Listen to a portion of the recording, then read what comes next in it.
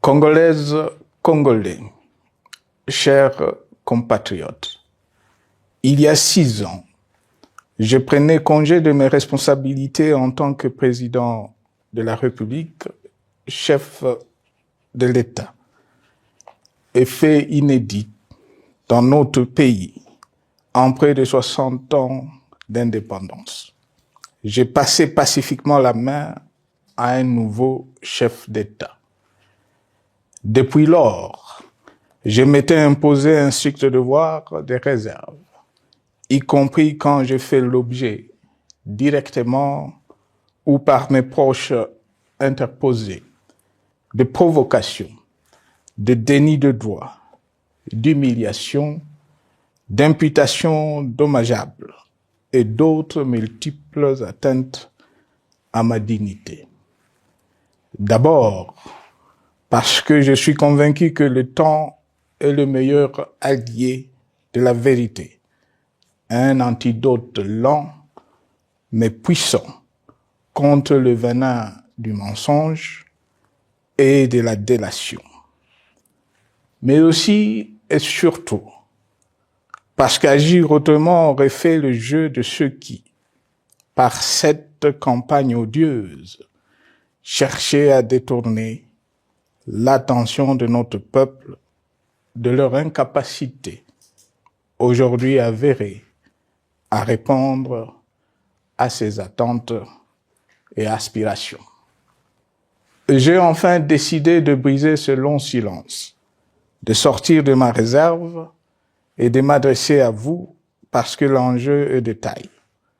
Il est même existentiel. Non pas pour ma famille politique ou biologique, moins encore pour ma modeste personne, mais plutôt pour la nation congolaise et pour l'avenir de notre cher et beau pays. J'ai décidé de briser le silence parce qu'au vu de la situation que traverse notre pays, continuer à me taire m'aurait rendu poursuivable devant le tribunal de l'histoire, pour non-assistance à plus de 100 millions de compatriotes en danger. Je saisis cette opportunité pour partager avec vous mes réflexions et participer ainsi à la recherche de la solution à la crise que traverse notre pays, la République démocratique du Congo, terre de nos ancêtres, car il est gravement malade et son pronostic vital engagé. Mieux que quiconque, vous en êtes conscient, car vous en faites quotidiennement les frais dans votre chair et vous en payez le prix. Mes chers compatriotes, vu l'importance stratégique de notre pays et le rôle qu'il est appelé à jouer, j'avais, de l'avènement au pouvoir du chef de l'État actuel, conclu avec lui un accord donnant naissance à la coalition entre nos forces politiques respectives. À propos de cet accord, beaucoup de contre-vérités ont été dites, y compris, fort malheureusement, par celui qui est censé connaître la vérité, parce qu'en étant l'un de 2 principaux signataires. En attendant qu'au moment opportun, la vérité soit rétablie, preuve irréfutable à l'appui, permettez-moi pour l'instant d'affirmer qu'en ce qui me concerne, la conclusion de cet accord n'avait pour seule motivation que l'intérêt supérieur de la nation. Par cet accord de mutualisation de forces, j'entendais en effet permettre à mon successeur d'exercer dans la direction des affaires de l'État plus de pouvoir effectif que ce que la faible représentation de sa famille politique au sein de la nouvelle Assemblée nationale était en droit de lui conférer. Je voulais par ailleurs faciliter le fonctionnement harmonieux des institutions et éviter à la nation, comme à notre jeune démocratie, d'éventuelles crises politiques qui leur auraient été fatales. Cette première alternance pacifique et civilisée à la tête du pays avait suscité d'autant plus d'espoir qu'en janvier 2019, notre pays se trouvait en bien meilleur état qu'au moment de ma propre accession à la magistrature suprême en janvier 2001. Alors que j'avais trouvé un pays au bord de l'implosion, miné par une longue dictature et des guerres, sans institutions républicaines, économiquement en faillite et socialement déchiré. Bref, un pays dont l'incertitude de lendemain menaçait la stabilité de toute la région. Le 24 janvier 2019, j'avais en effet légué un bien meilleur héritage à mon successeur, à savoir un pays réunifié, largement pacifié et dont les limites territoriales correspondaient exactement à celles qu'elles étaient au 30 juin 1960. Une nation reconstituée, réconciliée et fière de sa diversité.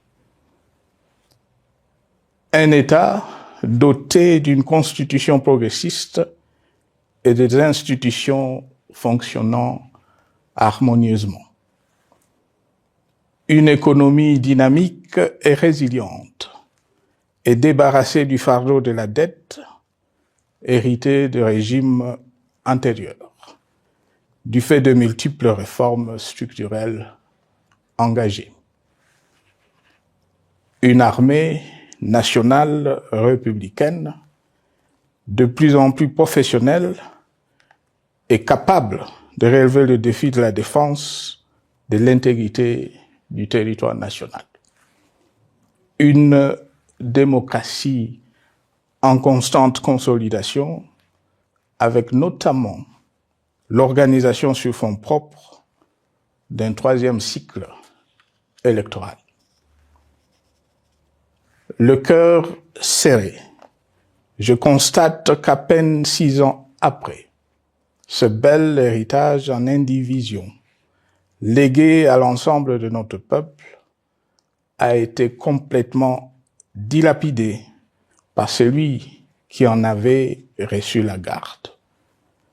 Que notre pays offre un spectacle de plus désolant et qu'il suscite d'autant plus de désespoir au sein de notre peuple et de pitié et de moquerie à travers le monde, que l'inconscience de ses dirigeants ne permet aucun espoir de redressement.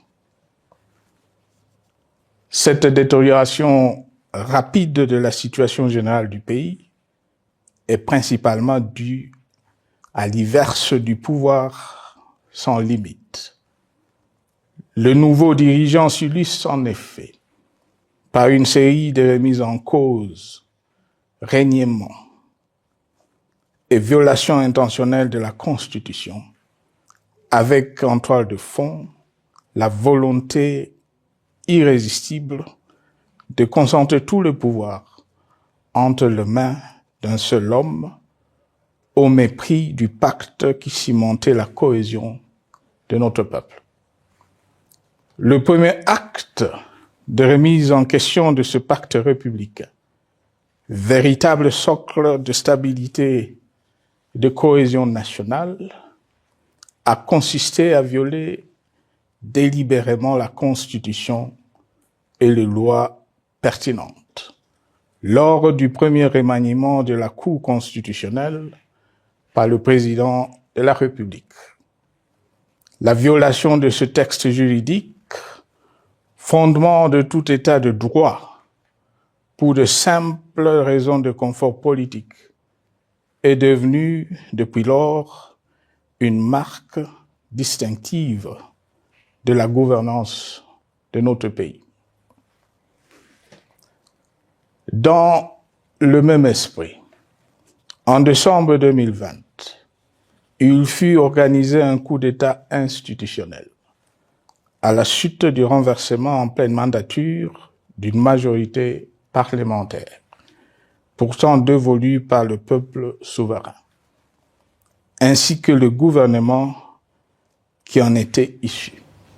S'en sont ainsi suivis la nomination illégale de membres de la Commission électorale nationale indépendante, ainsi que le simulacre des élections de décembre 2023, organisées en violation du cadre juridique et de normes internationales pertinentes, qui, par une ampleur sans précédent de la fraude, ont amplifié l'illégitimité des institutions et de leurs animateurs.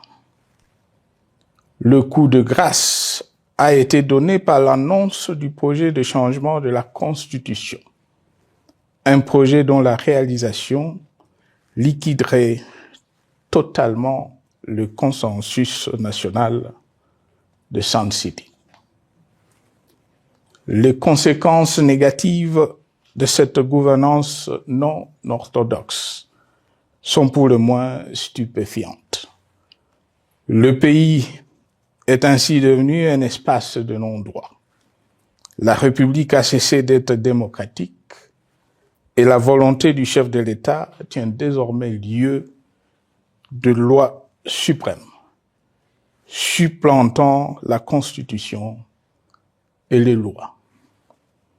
En revanche, érigé en politique du gouvernement, le populisme et la démagogie, le mensonge et l'arrogance, la discrimination et la stigmatisation de certaines composantes de notre peuple, l'institutionnalisation du tribalisme et du népotisme, l'opposition de communautés nationales, les unes aux autres, le discours de haine et l'injustice ainsi que l'impunité ont d'autant plus aisément détruit la cohésion nationale et le vivre ensemble que l'opulence outrancière et le non-respect de la parole donnée sont les maîtres mots de la classe politique au pouvoir. Ce qui a rendu le pays fragile et donc vulnérable. Plus grave, le repli identitaire, dangereux pour l'édification de toute nation, a refait surface, avec ses vieux démons dont l'intolérance et la division est circonstance aggravante. Cela est non seulement toléré et impuni, mais aussi et surtout véhiculé et financé par les tenants du pouvoir. Face à cette dérive, le Parlement a abdiqué de sa mission constitutionnelle de contre-pouvoir.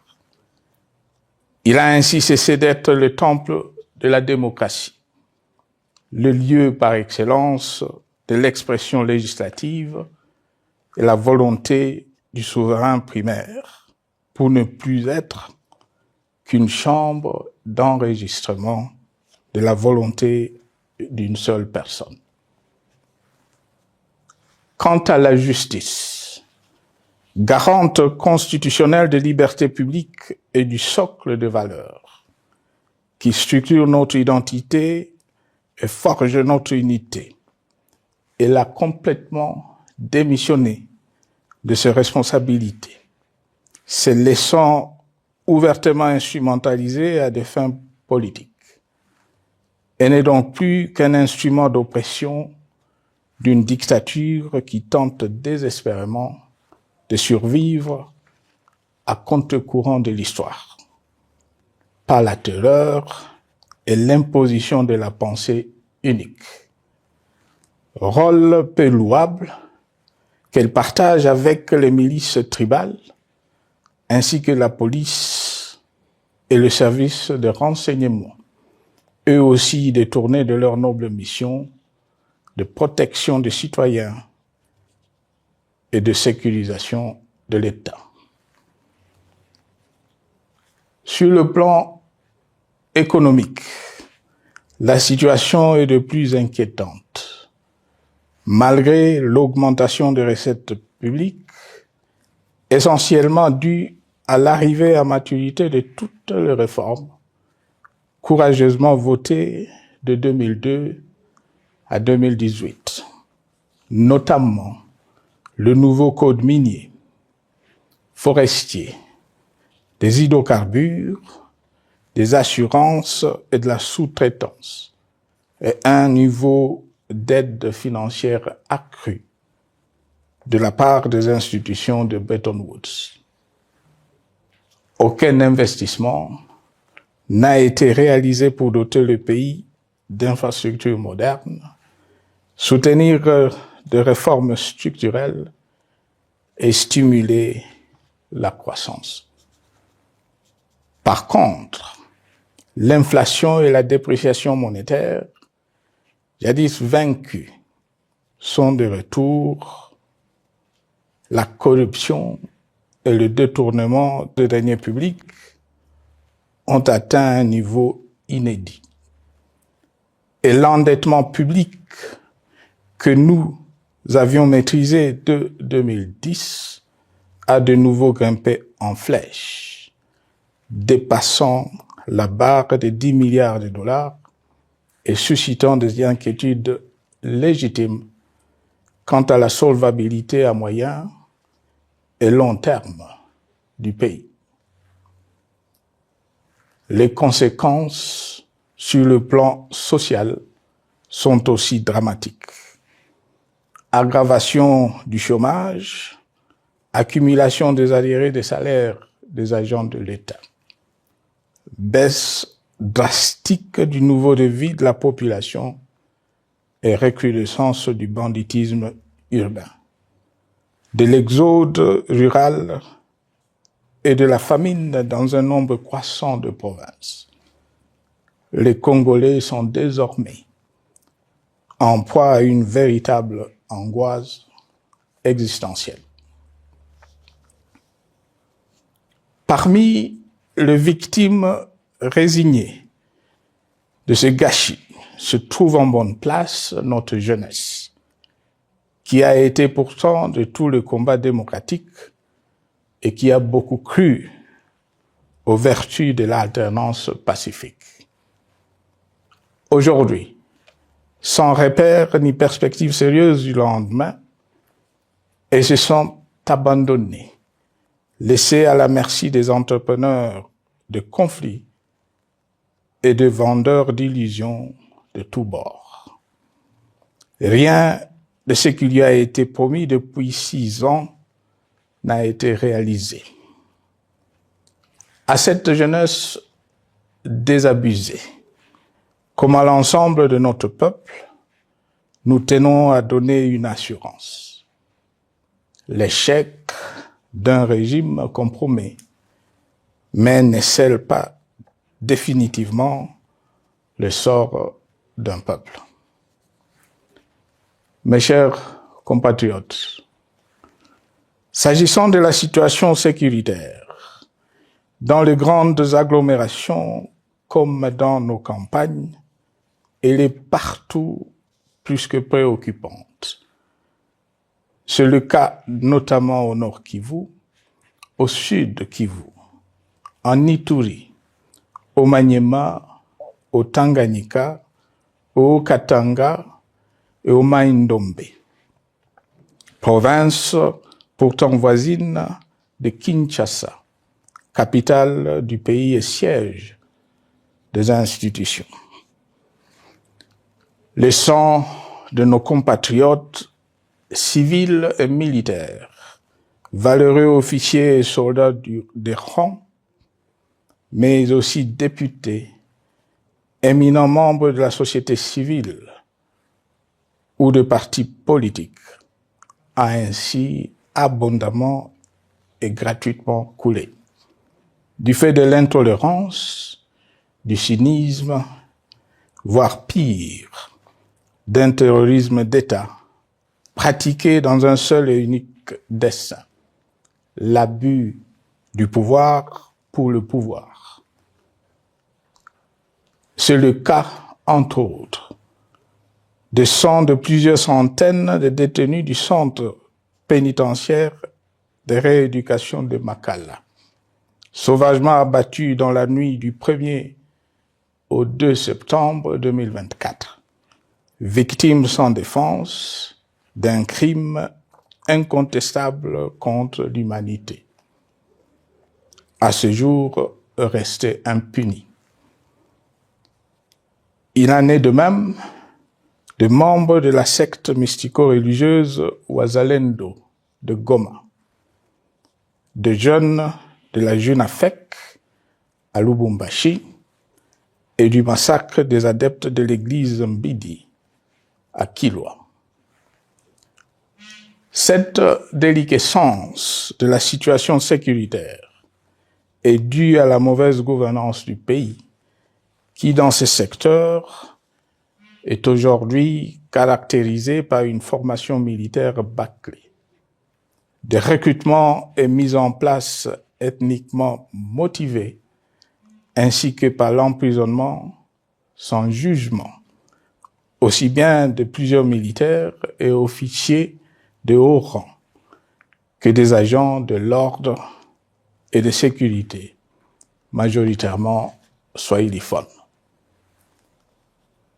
Bien plus, à l'armée nationale, bouclier de la nation, instrument de préservation de l'indépendance nationale et de l'intégrité territoriale, il a été substitué de bandes de mercenaires, de groupes armés, de milices tribales et de forces armées étrangères, qui ont non seulement montré leurs limites, mais aussi enfoncé le pays dans un chaos indescriptible.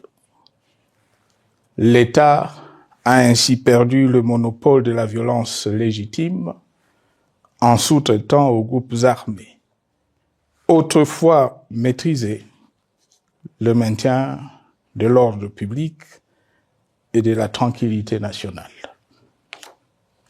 Et comme si cela ne suffisait pas, l'armée nationale est vilipendée, conspuée et tournée en dérision par les autorités qui n'assument jamais rien alors qu'elles sont censées veiller à sa consolidation et à sa respectabilité. Pour les avoir formés, commandés et conduits au front, je connais nos soldats, boucs émissaires aujourd'hui de toutes les contre-performances enregistrées sur les champs de bataille. Ils ne sont pourtant pas intrinsèquement moins bons, moins nationalistes et moins loyaux. Ce qui a changé entre-temps, c'est la qualité du commandement et de leur prise en charge.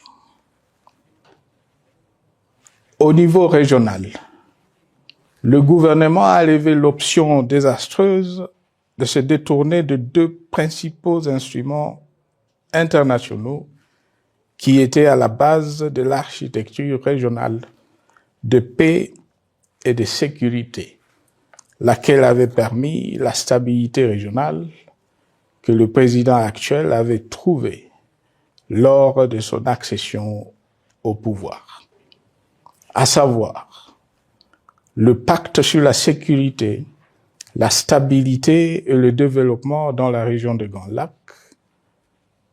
et l'accord cadre pour la paix, la sécurité et la coopération pour la République démocratique du Congo et la région.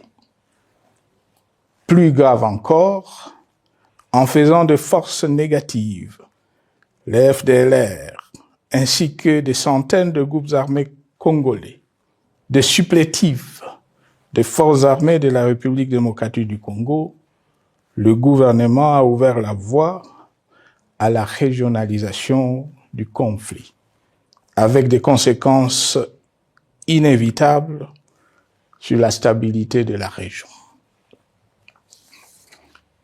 Mes chers compatriotes, alors que sur le plan institutionnel, politique, économique et social, les fondamentaux avaient été établis et que le pays avait été placé sur la rampe de lancement, prêt à décoller.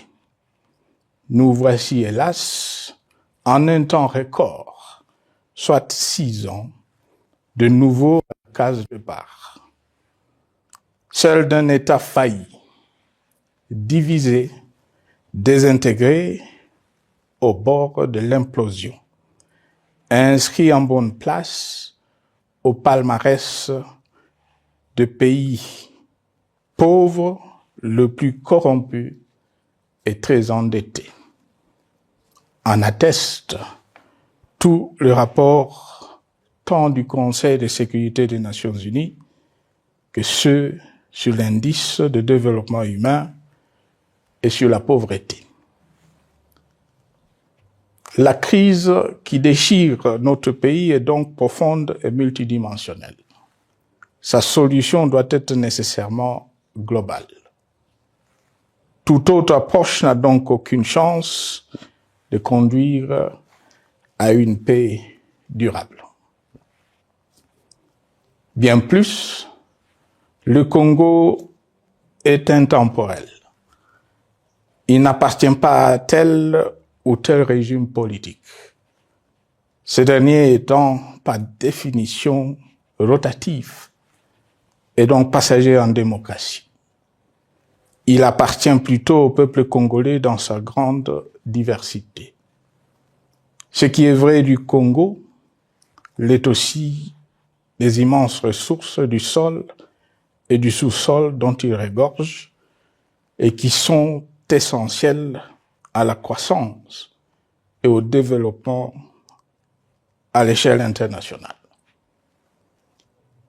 Que tous, au pays comme à travers le monde, en tiennent compte et qu'ils inscrivent leurs projets dans une perspective qui privilégie l'intérêt du Congo et des Congolais, plutôt que celui de ceux qui, à un moment ou à un autre, dirigent le pays. Cela étant, pour sauver le Congo, les griefs légitimes du peuple congolais contre le régime en place ne peuvent être éludés. Ils doivent plutôt être pris en compte. La dictature doit prendre fin et la démocratie, tout comme la bonne gouvernance économique et sociale, doivent être restaurées. Car, comme en témoigne l'histoire, il ne peut y avoir de solutions sécuritaires définitives sans solution politique sincère.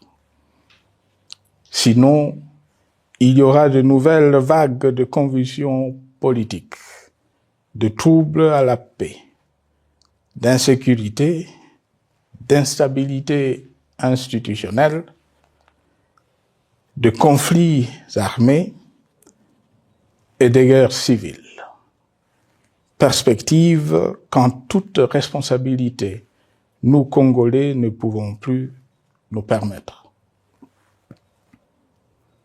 Il est dès lors vital que les multiples initiatives de recherche de la paix, Luanda, Nairobi, EAC-SADC, l'Union africaine Doha et Washington, que nous accueillons favorablement, les considérant comme autant des signes de compassion et de solidarité à notre peuple, soient conscientes de cette exigence.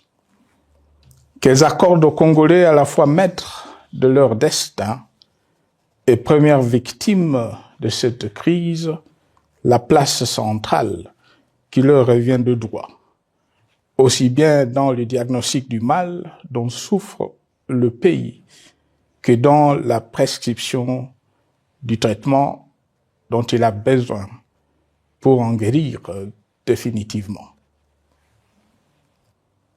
Il convient de noter à ce sujet que le gouvernement de Kinshasa s'est enfin résolu à se mettre autour d'une même table avec l'AFC/M23 depuis plusieurs semaines à Doha, même si, bizarrement, il continue à considérer comme un crime le fait que les autres Congolais se parlent entre eux.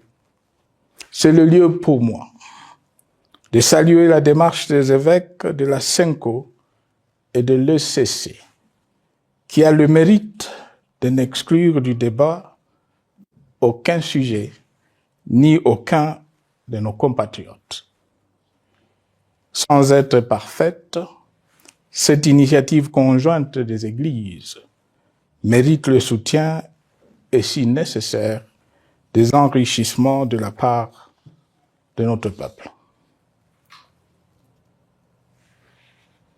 Mes chers compatriotes, une fois n'étant pas coutume, il convient de dénoncer la falsification de l'histoire par ceux dont le jeu pervers dans l'opposition naguère, comme aujourd'hui au pouvoir, a consisté et consiste encore à calomnier, à diffamer, à diaboliser et à diviser pour gagner et régner, à se défausser sur les autres pour justifier leur contre-performance, quelles qu'en soient les conséquences sur la cohésion nationale ou en termes de vies humaines injustement brisées ou perdues. Une preuve, s'il en fallait encore, vient de nous en être donnée une fois de plus. Il y a quelques jours, en effet, suite à une simple rumeur de la rue ou des réseaux sociaux sur ma prétendue présence à Goma, où je veux me rendre dans le prochain jour, comme annoncé par ailleurs, le régime en place à Kinshasa a pris des décisions arbitraires, avec une légèreté déconcertante qui témoigne du recul spectaculaire de la démocratie. Mieux que quiconque, vous savez que pour moi, le Congo est la priorité absolue, que sa souveraineté et son intégrité territoriale ne sont pas négociables, que mon engagement pour la démocratie, la cohésion nationale, la paix et la stabilité n'est pas un slogan creux, et que le respect de la Constitution et des lois du pays, autant que celui de la parole donnée, sont sacrés. Militaire, j'ai juré de défendre la patrie jusqu'au sacrifice suprême. Hier au pouvoir, aujourd'hui en dehors du pouvoir, je demeure plus que jamais fidèle à ce serment. En ce moment où le pays est de nouveau divisé, appelé par le destin, j'ai le devoir d'œuvrer à la recherche de la paix et de contribuer à la reconstruction de notre pays qui se meurt. C'est dans cet esprit que j'ai choisi ce moment pour exprimer ma sympathie à l'endroit de toutes les victimes du conflit en cours, de réconforter et marquer ma solidarité avec la population de la partie orientale. Vous, qui êtes abandonnés par le pouvoir central, qui semble avoir pris le parti de vous punir, entre autres, en déconnectant les institutions financières du réseau bancaire national et en restreignant le mouvement de personnes et de biens. Ces décisions et bien d'autres vous asphyxient et rendent votre vie plus précaire que jamais. J'en appelle aux uns et aux autres, en particulier au gouvernement, d'humaniser les conditions de vie de nos compatriotes de cette partie du territoire national. Ils ont droit à la vie, à la scolarisation de leurs enfants et aux autres conditions du bien-être. En entendant le rétablissement de l'autorité de l'État sur toute l'étendue du territoire national, j'invite les tenants du pouvoir à protéger la population. De même, l'armée, la justice, les autres structures en charge de l'ordre et de la sécurité doivent être véritablement au service de la population et répondre à ses aspirations. Mes chers compatriotes, de par mon expérience dans des situations similaires, le patriotisme et l'humanisme ont guidé le processus de règlement de conflits et ont porté de fruits dans le passé, aussi bien sur les champs de bataille que sur celui des négociations ou du dialogue. Notre pays avait été divisé de quasi-moitié pendant quelques années. La sagesse avait alors prévalu. Nous avions recollé le morceau et le pays a survécu dans son unité. C'est ainsi qu'après quelques années de réflexion sur la crise en cours, après avoir consulté des chefs d'État et des anciens chefs d'État de la région, ainsi que des acteurs politiques et sociaux, nationaux et étrangers, j'ai fait ce jour une proposition qui engage la nation tout entière à un sursaut patriotique pour un pacte citoyen afin de tirer le pays du gouffre. Le travail hardi qui s'impose à nous portera notamment sur les 12 points suivants. 1. Mettre fin à la dictature, mieux à la tyrannie. 2. Arrêter la guerre. 3. Rétablir l'autorité de l'État sur toute l'étendue du territoire national. 4. Restaurer la démocratie en revenant aux fondamentaux d'un véritable État de droit. 5. Rétablir les libertés fondamentales. 6. Réconcilier le Congolais et reconstruire la cohésion nationale. 7. Relancer le développement du pays par la mise en place d'une bonne gouvernance économique, une gestion administrative et financière orthodoxe et une répartition équitable des ressources nationales. 8. Relancer le dialogue sincère et permanent avec tous les pays voisins en vue de l'instauration de la paix et du développement durable dans la région. 9. Rétablir la crédibilité du pays auprès de partenaires au niveau tant régional, continental qu'international.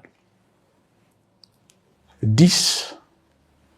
Neutraliser tous les groupes armés nationaux et étrangers et rapatrier ces derniers dans leur pays d'origine. 11. Mettre définitivement fin au recours et à l'utilisation de mercenaires, conformément à la Convention de l'Union africaine sur l'élimination du mercenariat en Afrique du 3 juillet 1977 et à la résolution des Nations Unies du 4 décembre 1989 portant sur la Convention internationale contre le recrutement, l'utilisation, le financement et l'instruction de mercenaires et rapatrier sans condition ceux qui sont déjà déployés sur le sol congolais. 12. Ordonner le retrait sans délai de toutes les troupes étrangères du territoire national. À ce sujet, je salue la décision sage des pays de la SADC de retirer les troupes de la SAMI DRC de notre pays. Vu l'immensité de la tâche ainsi décrite, je lance un appel solennel à tous les Congolais, sans distinction de sexe, d'ethnie, d'âge, de classe sociale, de zone géographique ou d'appartenance politique, qui aiment passionnément le Congo, qui sont prêts à tous les sacrifices, qui adhèrent sans réserve au pacte républicain de Sun City et qui tiennent au respect de la Constitution du 18 février 2006, à se dire autour de ces objectifs. Il s'agit de la refondation de l'État et de l'édification d'un pays qui a perdu ses repères. Mobilisons-nous et mettons à profit tous les moyens à notre disposition pour restaurer l'unité nationale, sauver le Congo et préserver son indépendance, car l'Afrique et le monde nous regardent.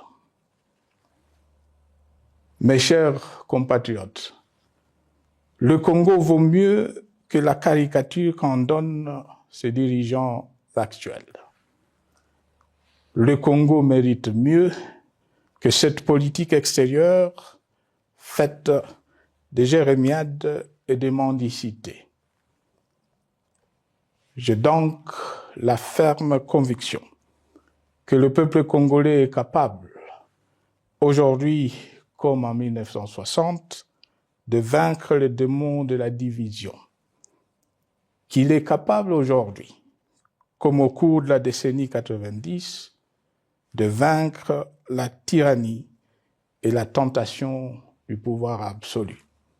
Qu'il est capable aujourd'hui, comme en 2003, de prendre le dessus sur ce qui nous divise et de mettre fin à la violence armée qui oppose ses enfants.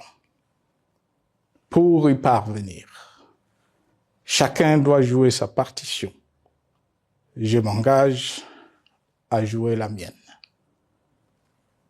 Que Dieu bénisse la République démocratique du Congo, qu'il bénisse individuellement chacun de vous.